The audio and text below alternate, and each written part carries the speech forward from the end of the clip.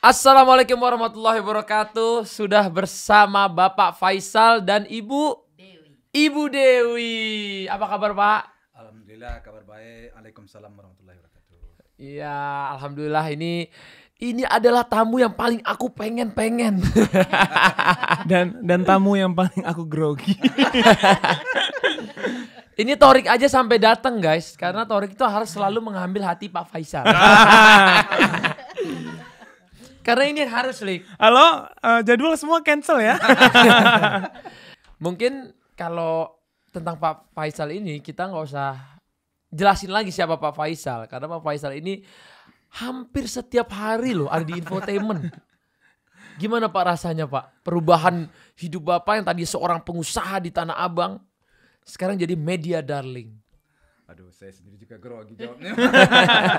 Bingung mau jawab apa saya nih. Ya gimana? Udah terbawa arus aja. Iya. Ya memang kadang-kadang dari seorang pedagang sekarang menjadi terkenal. Kayaknya memang harus penyesuaian diri juga kita. Iya. Jadi ada sesuatu yang merasa terbebani juga secara tidak langsung. Kenapa? Karena sekarang saya itu berjalan merasa ada yang mengawasi juga. Oke. Apa aja kerja sekarang diawasi, sehingga takut ya banyak omongan, takut salah, berjalan takut kepleset kan gitu ya. Jadi tingkat kehati-hatian itu sekarang memang Jadi lebih tinggi ya lebih Pak tinggi ya. sekarang. Ya, jadi Pak Faisal ini kalau mungkin teman-teman sebelumnya lihat kan pasti tahunya papanya Dafebi sama Fuji. Iya. Gitu. Nah, Pak Faisal sendiri gimana nih ngelihat anak-anak Pak Faisal kan sekarang lagi deket nih sama Torik Tofu. Ini lu lebih kayak dia lebih kayak menyidang aku ya. Gak apa-apa biar Di kamu depan dengar orang langsung. tuanya langsung. Ini kan Tofu ini kan rame tuh Pak. Iya, iya. Aku tuh nggak pernah nanya langsung sama Bapak. Ini Iya. perasaan Bapak gimana gitu. Soalnya kalau nggak enak ya nanti saya usir aja ini. Ya bagi saya sih selaku orang tua atau bagi kami setelah ketemu dengan Tori, saya merasa bersyukur dan alhamdulillah adanya hubungan si Tori dengan si Puji ya sepertinya sangat membantu untuk membimbing anak saya. Oh. Apalagi masuk ke dunia entertain ini kan tentu banyak yang harus dipelajari oleh anak saya. Nah dengan adanya si Tori di samping ya saya yakin dan percaya bahwa kedepannya berkat bimbingan Tori tentu abangnya juga tentu tak akan lupa kan. Iya. Nah insya Allah mudah-mudahan perjalanan itu Amin. Kita sangat terima kasih atas udah bisa ngayomin anak kita yang manja, yang agak apalah, masih kayak anak kecil. Tolong aja bersabar. Tapi menurutku anak Bapak punya aura yang bagus. Anak Bapak punya aura yang bagus yang menurutku di dunia entertainment anak Bapak bakal sangat-sangat baik. Alhamdulillah. Karena ada keturunan abangnya sama kakaknya juga dan memang menurutku auranya kalau aku ngelihat sebagai dari bidang sosial media dari dulu ya auranya bagus gitu. Kalau begitu Keren anak Bapak. Kalau begitu penilaian si Bang Atta Atta, itu iya. benar-benar bersyukur kita ya. Iya. Terima kasih sekali kami itu. Yang pasti tapi itu tidak mungkin nggak dari orang tuanya Pak. Nggak mungkin. Karena aura bapak sama ibunya itulah cetakan ke anaknya. Amin. Tapi aku tuh kalau lagi ngobrol sama Fuji ya, ngobrol yang lebih dalam gitu ya, pasti dia selalu nyeritain gimana dulu dididiknya sama Pak Faisal, sama Mama tuh orangnya gimana, Mama orang lembut, Papa orangnya punya prinsip yang teguh, dan yang lain dia selalu. Mungkin itu yang bikin Fuji jadi Fuji sekarang gitu ya. Soalnya memang secara saya mendidik anak memang agak ke arahnya mandiri sejak dulu. Kalau biaya-biaya segala macam itu sejauh tanggung jawab Papa itu saya akan bertanggung jawab. Nah, artinya saya cukupi. Tapi anak menjadi lembek saya nggak mau. Oh betul. Kamu harus mandiri. Masa depan kamu di tangan kamu. Jadi mungkin ajaran-ajaran itu alhamdulillah kepada anak sehingga anak sendiri ya begitu dia tamat sekolah ya alhamdulillah menurut saya sih. Mandiri semua ya Pak? Menurut saya sih seperti itu. Alhamdulillah.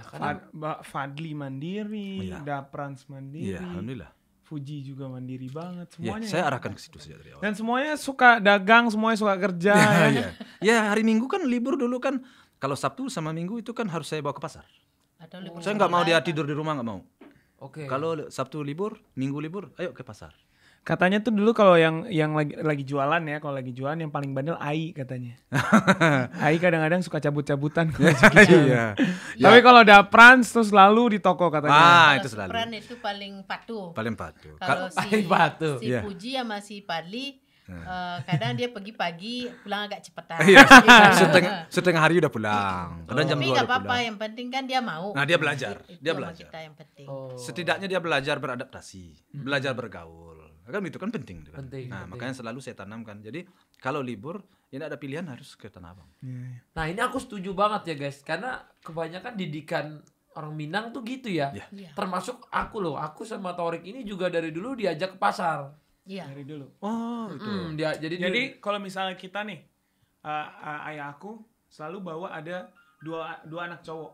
Oh, ya, Kemana-mana. kemanapun. Oh, Mau lagi jualan presentasi. tasbih, mau jualan baju muslim, mau jualan di setelah orang sholat Jumat, yang buka apa tenda-tenda Iya, gitu, iya, Sampai jualan ke lampu merah pun. jualan lampu merah itu harus turun. Iya. Iya. Jadi ayah aku tuh dari kecil tuh harus mandiri mereka. Iya. Terus jualan tanpa gengsi. Tanpa gengsi, gak Iya. boleh ada gengsi. Iya. Jadi kita ke sekolah itu gak pernah dikasih jajan. Sama Oh sekali. gitu. Sama sekali.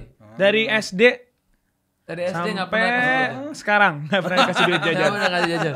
Kalau mau beli apa-apa pakai uang sendiri. Ah, Pakai gitu. uang sendiri. Jadi dari situ kita jadi mentalnya tuh adalah nyari kerja. Oh, gitu. Nyari apa yang bisa dikerjain, bisa ngasilin uang. Oh, gitu. Ternyata berarti memang semua hampir kebanyakan orang Minang gitu ya. Ya. Ya, intinya kita kan harus mandiri kan. Betul. Nggak mungkin kita akan bantu selama-lamanya. Mm-mm. Berapa sih kekuatan kita? Berapa kemauan kita? Betul. Padahal anak itu kebutuhannya ya namanya hidup. Semakin maju zaman kan semakin banyak biaya kan. Iya, betul. Iya betul. Dia harus siap menghadapi itu kan. Benar. Tapi yang aku salutin tuh sama Pak Haji Faisal tuh didikan untuk anaknya mandiri sama anaknya itu berprinsip ya. Terus attitude-nya juga semuanya keren-keren banget lagi ya. Ya. Semua baik-baik. Jadi kayak kalau ngelihat ya netizen juga ngelihatnya juga jadi pada suka sama anak-anak Pak Haji. Mau Ai, mau Daprans, Fuji semuanya disukai seluruh Indonesia. Amin. Tapi emang karena didikan kayak gitu, aku juga mungkin nanti ada ibu-ibu atau seorang bapak yang nonton. Aku ini kan baru punya anak cewek nih Pak ya. Tapi dalam hatiku tuh kita ada rasa nggak teganya kan kalau nanti dia kalau disuruh mandiri banget kasihan. Tapi dalam hatiku dulu aku bisa kayak gini karena aku dari kecil ditempah harus mandiri. Jadi itu tuh rasa sayang kita sama rasa kita pengen mendidik dia tuh harus ada teganya ya Pak ya. Ya kan semuanya itu kan bertahap. Bertahap. Kan betul. enggak ujuk-ujuk plak aja kan enggak. Kan Betul, bertahap, betul. bertahap. Kalau secara bertahap itu rasa kasihan tuh ya akan hilang karena anak itu dia suka kerja itu. Iya. Suka dia. Kalau kayak si Puji tuh kita kan satu-satunya anak perempuan. Kalau dulu tuh kalau saya ke pasar suruh ajak sama papa. Biar dia tahu tempat mama belanja beli ayam di mana. Terus beli ikannya di mana. Iya, harus. Terus nawarnya Persis. orang Padang gimana? Iya. Di mana. Nawar sayur gimana Ya, Dia gitu tahu ya. akhirnya kalau saya misalnya lagi nggak sempat atau apa dia bisa pergi sama mbaknya kan. Mbak beli ayam di situ, beli ini di situ gitu. Oh, betul. Nah kalau nggak kita ajari begitu ya di mana dia kan bingung kan? Kalau mamanya sudah nggak ada, Betul. mamanya nggak ada, papanya nggak ada, mau kemana dia lagi kan? Belanja ke Betul. pasar aja kagak ngerti kan? Nah, itu. Memang dari sejak dini gitu. Sejak dini. Kalau masak juga gitu, kalau pagi-pagi saya udah bangun, saya lagi masak, si Puji belum bangun, kata papa, bangunin anaknya. Akhirnya saya bangunin kan. Suruh ikut ke pasar. Mau ke masak? Enggak, masak. Masa? Meskipun Supaya dia bisa cuman, masak, kan? Betul. ngaduk-ngaduk doang, cuman kan dia tahu yang mana dimasukin duluan, dia Betul. tahu Iya. gitu. Tapi Akhirnya pas- dia bisa masak. Pas waktu itu kita masak besar bareng kan, dia tahu semua bahan-bahan itu apa kan. Tahu dia. Tahu Iya. lah. Tahu. Ibunya. Iya tahu. Kalau dari Pak Haji Faisal dan Ibu Dewi dari papa mama paling sering marah siapa? Ya paling sering marah pasti papa. Pasti papa. Pasti itu kayaknya normal ya dalam Iya. keluarga. Ya soalnya papa kan nggak mau menyimpan-nyimpan nggak mau. Oke. Macam-macam. Apalagi kalau bulan puasa ya. Saya anak itu bulan puasa itu itu harus di rumah berbuka puasanya. Oke. Selesai berbuka puasa harus sholat barengan. Iya. Wah, itu sama banget. Sholat gitu. barengan, sholat maghrib. Nah, itu harus barengan. Nah, jadi kalau kadang-kadang pulangnya telat, berbuka umpamanya jam 6 ya atau jam 6 lewat sedikit kan, dia belum pulang. Aduh, saya marah tuh. Kemana kamu tadi? Buka puasa dong. Ini saatnya bagi kita untuk bareng-barengan semua. Nah, sholat gitu. Dan mereka mau nurut ya Pak ya? Nurut semua. Berarti paling marah tuh biasanya Bapak lah ya? Saya marah. Kalau paling cerewet? Iya mama. Tapi paling marah, lagi marah banget tuh sampai Bapak misalnya marahnya tuh sampai tinggi, gara-gara masalah apa biasanya? Ya kalau marahnya tinggi sih paling kalau umpamanya dia berbuat salah ya, umpamanya sesuatu, tapi marah banget sih enggak juga ya. Enggak juga. Enggak ada saya pernah marah-marah bawel doang. Iya, marah-marah tinggi enggak ada saya. Enggak ya? Soalnya saya nangkap hatinya. Oke. Nah, umpamanya ada sesuatu dari masalah, ngapain kamu begitu? Saya selalu gitu. Itu kan kerja salah. Jadi saya selalu enggak pernah marah-marah begini-gini enggak. Saya belum pernah menyentil anak saya dengan sedikit pun belum pernah selama hidup. Jadi pakai tangan nggak pernah ya? Enggak pernah selama hidup. Wah, Enggak pernah selama hidup. 4 anak saya belum pernah kena sentil pun enggak pernah. Orang tua tegas harus, Iya. tapi Keras nggak boleh. kasar nggak boleh. Kalau saya sudah marah tinggi saya ngomong saya begitu. Kamu ngapain kamu? Paling gitu. Itu aja mereka udah kena. Iya. Udah diem tuh dia. Udah diam dia tuh. Nah, tapi kalau sentil selama hidup 4 orang anak saya belum pernah kena sentil satupun juga. Luar biasa. Sama kayak ayah saya juga tuh. Hmm. Marah, udah marah banget sama kita. Tapi Enggak, tapi yang cowok-cowok agak. ya, cocok kita kena marah sih. Iya. Kena marah sampai nangis-nangis bisa seminggu nangis. Ya anak-anak juga di rumah kalau si almarhum ini dulu paling cengeng ini. Oh. Dia kalau misalnya papanya marah, dia langsung kadang pergi ke atas nangis Ya, gitu. Oh. Kunci pintunya Iya. gitu. Dia suka nangis. Kalau si almarhum Pabi itu suka nangis. Kalau papanya marah, dia nangis. Kadang saya sendiri juga habis itu merasa bersalah juga. Karena ngomong terlanjur kan gitu kan. Kalau dia juga nih, Aku dia juga. bisa nangis lama banget. Oh, 2 hari nangis aja dia nangis. berpisah. Aku kalau dimarahin sama orang di luar berantem gak apa-apa, tapi kalau sama orang tua nangis. Iya. Oh gitu. Karena aku kayak ngerasa ada benernya, Iya, tapi nggak bisa omong. Kalau ngomong Iya. kan kesannya ngelawan. Iya. Sama banget. sama. Jadi mending Anak-anak aku juga ke pinggir, aku nangis aja deh. Dia nangis. Nangis. Dia nangis benar-benar susah dihentikan. Datang mamanya ke situ kan ngapain, dia kunci pintu, dia nangis dulu. Nggak mau dia nggak mau. buka pintu agak 15 menit kan. Iya. Habis itu baru buka pintu. Dia Terus dipeluk udah diem gitu. Kalau Bang Atan ini dia kalau udah berantem sama orang, bukan berantem karena dia nggak pernah balas. Dia nggak pernah marah. Dia diam. Dia diem. Kalau aku dimana-mana, Dia diam, Sampai nangis. nangis. Iya. Terus Iya. nangis itu bisa lama. Dia bisa stres karena itu. Iya. Biasanya dia lari ke kamar atau lari keluar rumah. iya. Lari keluar rumah juga pernah, kabur juga pernah. Tapi seorang orang tua memang harus begitu kan. Iya. Apabila orang tua membiarkan anaknya Melakukan kesalahan. Iya, lakukan kesalahan atau kebebasan. Wah, ini berbahaya. Udah akhirnya udah nyasar dah. Nyasar kemana-mana. Berarti nggak apa-apa Pak Torik dititip marahin aja Pak ini sampai nangis. Itu ada kerjanya mah. Iya. Kalau aku udah marah sama dia, aku kalau marah sama dia marah banget Pak. Lebih galak dia daripada kedua orang tua. Sama. Si Bibi dulu juga kayak gitu sama adiknya. Iya kan? Jadi apapun kata abangnya itu dia nggak pernah lawan. Karena gini Pak, kalau bapak mamaku lagi di luar kan pengganti orang tuanya aku. Iya, iya. Jadi kalau nanti dia ada salah, yang ini kan pasti aku juga. Iya. Iya. Yang ngerasa salah aku, yang kalau dia ada apa-apa pasti tolongnya ke aku juga kan. Iya, Iya. otomatis. Iya. Jadi kan dia harus saya pastikan jangan lakukan aneh-aneh. Iya. Jadi kadang-kadang aku marah-marah juga Pak sama dia. Dia pulang malam walaupun jalan sama Fuji aja kadang aku kemarin. Torik, gak enak loh sama Pak Faisal. Kamu gak boleh kayak gitu ya. Terus diambekinnya 3 hari. Padahal Bisa. kita satu kantor kan. Gak mau dilihat sama dia. Kamu lihat, kamu udah pulang pagi ya kemarin, nggak mau. Padahal Nggak habis kerja, mah. boleh. Tapi maksudku kan aku jaga perasaan Pak Faisal juga Pak. Maksudnya gimana ya, ini kan anak cewek. Kamu kalau saya marah sama dia nggak mau saya sapa, diem aja. Jangan sapa saya. Jadi semakin tahu kita jadinya mah. Jadi ada juga Pak emang kayak gitu. Saya walaupun bukan bapaknya dia, tapi karena saya abang, semua adik-adik saya ngerasa kayak gitu. Iya. Itulah sekarang kalau si Bibi kan dia emang kayak gitu banget sama adiknya. Makanya kehilangan dia sekarang ini adiknya Tinggi benar-benar itu banget. Soalnya walaupun Susah adiknya ngendalin. ya walaupun bagaimana kayak Hatta sekarang kan kan udah dikenal orang. keluarga udah dikenal orang. Ya sama kayak bapak sekarang juga begitu kan. Jadi suatu beban itu harus dipertanggungjawabkan. Artinya kesalahan kita yang kita perbuat itu takutnya kita di masyarakat kurang baik ditonton, kurang baik dilihat. Karena harus jadi contoh. Iya, harus jadi contoh. Jadi memang tanggung jawab itu dibebankan kepada Hatta. Kalau bagi adik-adiknya kan otomatis kan. Betul.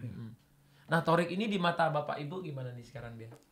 Saya pengen tahu juga nih. Ya, kalau menurut saya baik banget ya Pak. Ya kalau Alhamdulillah Lolik dia bilang baik. Udah dididik oleh Hatta, bagaimana kita meragukan? Iya.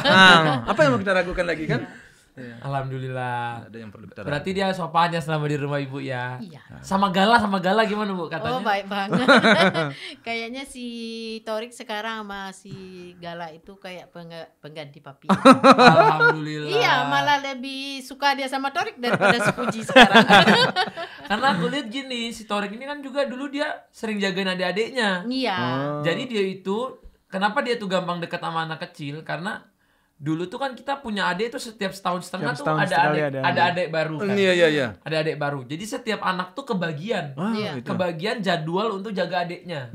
Jadi misalnya nih adik nomor 5 itu udah dijaga nomor 3. Nanti adik nomor 6 nanti turunnya adik dia pasti dapat satu adik. Waktu itu dia dapat adik namanya Muntas. Jadi dia yang harus mandiin, ngajarin, suapin makan, sampai tidurin. Jadi karena kita anak 11, kita nggak pakai babysitter, Bu, di rumah Pak, nggak pakai pembantu. Jadi tuh kita harus bagi tugas. Ada yang bersihin rumah, misal aku dulu bersihin rumah, cuci mobil, bersihin taman. Nanti si Thorik nih jagain adek, sama bersihin toilet misalnya. Si kakaknya nih nyuci. Nah jadi ada yang masak. Nah dia ini ada kali ya 2-3 tahun dia tuh harus ganti-gantian jagain anak. Iya. Makanya dia jiwa jaganya tuh. Iya. Jadi pas Katan 9 tahun sekarang kan yang paling kecil. Jadi 9 tahun udah gak punya adik tuh. Jadi rasa kehilangannya tinggi banget. Jadi setiap tim aku punya anak, aku suruh bawa ke rumah anaknya biar aku aja yang jaga. Jadi aku suka tuh kalau pulang ke rumah tiba-tiba ada anak kecil yang nyamperin aku, tuh aku suka. Karena udah terbiasa. Iya. Makanya dia sekarang Gala sama anakku si Nempel. Amina. Nempel banget sih Gala. Nempel. Bener-bener. Jadi pas sih kayaknya nanti kalau ibu lagi capek jaga Gala ya udah nih aja. Suruh aja panggil. Terima kasih. Babysitter. Iya babysitter gratis nggak usah bayar. Siap kapanpun. Pokoknya nanti ibu bilang nih babysitter kurang saya kirim aja Thorik sana. Dia dengan senang hati udah. Karena emang dia suka, bukan karena dia suka sama Fuji doang, emang suka juga sama anak kecil ya. Hari Senin kita habis makan itu kan si Thorik yang pergi sama Fuji sama si Vio kan. Si Galanya nangis, bukan nangisin Fuji malah nangisin Thorik. Keren juga deh kamu. Kamu nyogok apa? Disuapin sogok. Enggak, justru Gala tuh kan biasanya kalau anak kecil tuh dibeliin makanan, beliin coklat tuh seneng. Gala mah enggak. Oh enggak ya? Gala mah enggak. Yang penting kita temenin aja. Kita temenin, Cuma kita pengen ajakin perhatian main. doang dia. Kasih sayang gitu ya. Tapi aktif banget, pinter banget. Anaknya tuh kritis. Anak pinter. Kritis, terus nanya apa ini, apa itu, apa ini gitu. Jadi kayak aku juga orangnya suka ngajarin jadi gitu dia jadi terpuaskan mungkin. Betul. Karena aku luar biasa ya lihat Gala ini kan dari pertama dulu kenalnya sama Kak Vanes di acara yang habis 2020 ada masalah aku ketemu di acara TV. Tukeran nomor terus follow-followan. Habis itu pas nikah ketemu yang terakhir di acara 1 hari sebelum. Oh iya. Kan. Nah di hari itu Kak Vanes sama Davebi itu doain perutnya Aurel. Selamat sehat ya lahirannya. Nah itu nggak ada yang videoin, ternyata ada yang videoin orang dari belakang masuklah di Instastory salah seorang. Dipegang-pegang sama Kak Vanes sama Davebi, sehat ya semoga sampai lahiran. Iya nih semoga bisa kayak sehat kayak Gala ganteng ini gitu. Nggak tahu besoknya istriku kabarin udah terjadi. Kita merinding semua. Ya Allah ternyata doanya itu luar biasa. Doa terakhir juga Doa terakhir. Alhamdulillah kemarin anaknya lahir. Jadi waktu ketemu Pak Faisal, ini kayaknya semua hidup tuh terkoneksi gitu. Sampai tiba-tiba Fuji jadi sama Thorik. Saya tadinya iseng-iseng aja ngenalin dia Pak. Tapi sekarang dia jadi ya sayang beneran. Saya ngelihat dia kalau sayang sama orang, saya tahu matanya. Gimana dia kayak mau ketemu doang. Dia bener-bener sayang. Dia tuh kayak bucinnya tuh kayak bisa nggak peduli kerjaan demi sama Fuji. Jadi malu kita jadi. Gue juga jadi malu. Tapi emang iya ini. Dia ini paling bucin. Dia itu orangnya bucin, tapi yang ini terbucin, Pak. Alhamdulillah. Apa aja Fuji. Di kepalanya Fuji aja terus. Ntar mamanya kegeeran ntar. Iya. Tapi kalau menurut Bapak nih, kan kadang-kadang kan kalau ngobrol-ngobrol begini kan Pertanyaannya sabar nih kan kamu pasti nggak mau nanya. Bapak Ibu tuh, ini aku sih pengen tanyain sama Bapak Ibu kan, kadang-kadang setiap keluarga kan prinsipnya beda. Tapi kalau aku tanya sama Bapak sama Ibu kan, Bapak Ibunya Fuji, kalau ditanya Fuji itu kalau nikah bolehnya umur berapa?